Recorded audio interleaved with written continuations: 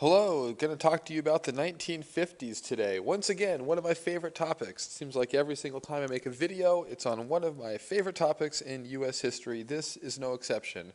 Thought I'd start off with a nice little primary source document. We have an ad for General Electric, and this ad tells a particular story that's related to Levittown. So you have a soldier who is about to go off to war. And we know that because he's promising a future, right? He says it's a promise, and the thing that he's promising is a house down here. And he's drawing the house in the dirt right now, but he's promising his wife when he gets back from the war, he will buy a house.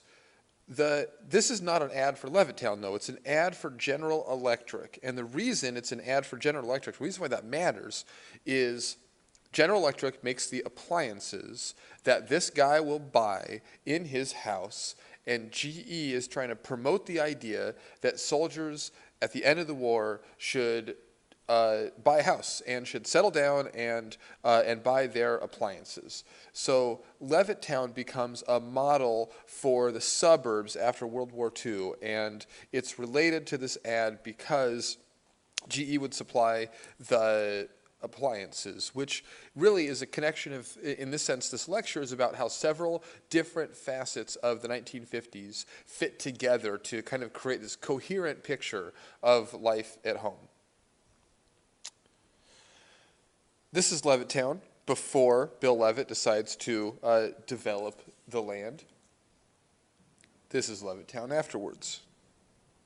And here's another picture of the suburb. So you have two different trends going on with Levittown that make this possible. The first one is auto production. You have factories during World War II that had been producing Jeeps and vehicles for the war are now able to produce cars for consumer demand. You also have the creation of new roads and highways which make living in the suburbs possible. This becomes a big part of the American dream.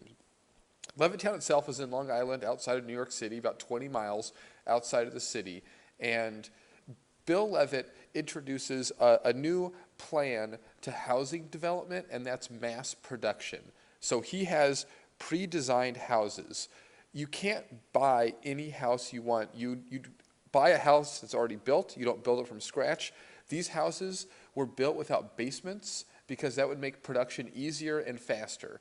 Many of the key parts were pre-assembled elsewhere, which would reduce the need for skilled laborers to build the house. So you could have a team, a construction crew, come into Levittown, and they were able to build 36 houses a day because everything was mapped out ahead of time. And this ad here in 1957 shows you can have any house you want in Levittown as long as it's A, B, C, or D.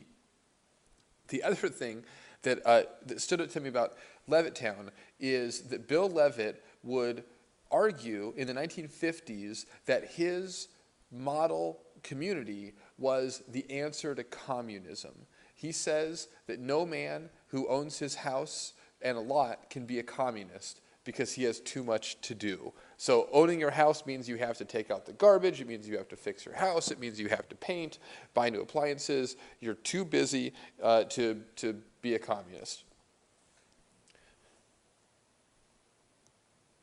So we have a cartoon here of the flight to the suburbs, people leaving the city, moving out to suburbia. And once you have factories developing, building consumer goods, and you have consumers with strong demand, which is a big part of the reading you'll do for Friday, with that income, people can buy cars. And you have auto consumption developing in significant new ways after World War II. So we have an ad for Buick here. And I want to point out a difference between these two cars. You have a 1951 Cadillac, and these cars are massive. They're quite large, and they have they're both convertibles. There we go. And this one over here is very similar, but you can see there are some subtle differences. The front of the car is much more flat. than it was before. If it's kind of rounded, and the one in the left in 1951, and then the wheel base is a little bit different. There's a little bit less coverage of the wheel right there versus in this car. So these cars are completely and totally different, except they're not, right? They're basically exactly the same car with some slight model differences in every year. The reason this was done in autos was to generate consumer demand for the new car. If you own a 1951 Cadillac, your car works fine in 1957, but there are these new features that make you want to have the car that's new as opposed to keep the one you had from 1951. This advertising idea of building slight changes in a model year and selling them as a new car really develops and becomes uniform in the first time in the 1950s. So you have consumers, like a person who shall remain nameless, who bought the original iPhone, and it was the best phone ever. It was amazing. It was unbelievable. But then the iPhone 3 came out and the 3G, and this person held off. But when the iPhone 4 came about, this particular unnamed consumer just had to have it because it had so many new features. It had a better screen, it was faster, had better battery life. So this unnamed consumer buys the iPhone 4, and the iPhone 4 was awesome. It was the best phone this person had ever had until they released the iPhone 5. The iPhone 4 still worked. It was great. It didn't have any problems with it, but it wasn't as cool as the iPhone 5 because the iPhone 5 had a fifth row of apps that you can fit on your screen because the screen's a little bit bigger. And who doesn't want a fifth row of apps? So this unnamed Apple iPhone consumer has been duped into an advertising scheme that was created in the 1950s. So you live in the suburbs, which means you're driving farther to work than before, means you have less time for food, you need something fast, so you go to McDonald's. And I want to take a couple minutes to talk about McDonald's, how it started. First of all is the context that Americans were becoming more mobile, more Americans owned cars, they were living farther from their workplaces, which means they have less time and speed became more important than ever before. So you have two brothers, Dick and Mac McDonald, who started a restaurant in San Bernardino, California.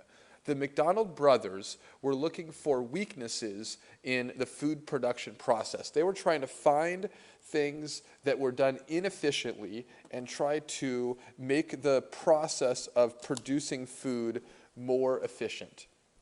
Their original menu was quite large. They had hamburgers, hot dogs, barbecue, they had deli sandwiches. They realized when they checked all the receipts that 80% of their customers were buying hamburgers and nothing else. So that's what they focused on. And they, from there, developed several new ideas that, they used in their restaurant here that you can see on this picture in San Bernardino. They used the assembly line mechanism that had been used in automobiles and applied it to food. So they replaced plates and silverware, which they originally had plates and silverware. They replaced it with wrappers and paper bags. They reduced the size of the burger to make it a little more, not quite bite-sized, but not quite as big as they were before. They also felt that choice meant delay and chaos. So McDonald's chose the condiments for you. They said you get a little bit of onion and a pickle and a little bit of ketchup, and that's the menu item they had back in the 1950s. Exact same burger today. They also used ideas from a candy company to create a burger patty machine. They basically took a candy press and used it to create uniform burger patties to make sure that everyone was exactly the same. They also used infrared lights to keep food warm for the first time. The result was a very efficient, quick, and regulated product that people really enjoyed.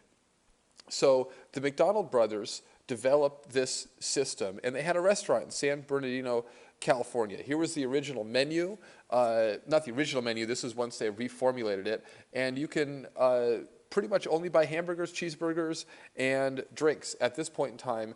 The thing that they ended up adding was milkshakes, and they found a milkshake distributor, a guy who was going door to door basically selling these automated milkshake stirring machines. And that guy's name was Ray Kroc. And Ray Kroc worked with the McDonald brothers and sold them a milkshake machine. And he was going around all over California selling these milkshake machines to different companies and different restaurants.